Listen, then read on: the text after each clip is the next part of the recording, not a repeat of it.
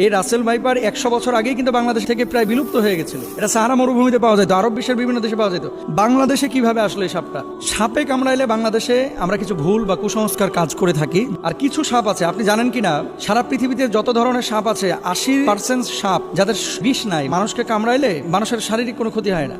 এবং সাপের একটা নেচার আছে, কিন্তু আপনি যতক্ষণ পর্যন্ত তারে খোঁচাখুচি না করবেন ততক্ষণ পর্যন্ত কিন্তু কামড়ায় না। খেয়াল করে দেখেন, ধরেন আপনার পাশ দিয়ে চলে যাচ্ছে, আপনাকে প্রথমে কিন্তু ছোবল মারে না, এটা সাপের একটা বৈশিষ্ট্য। কিন্তু এই রাসেল ভাইপার বাংলাদেশে যেটা ছড়িয়ে পড়েছে, সাপের ব্যাপারে কিন্তু হাদিস আছে একাধিক।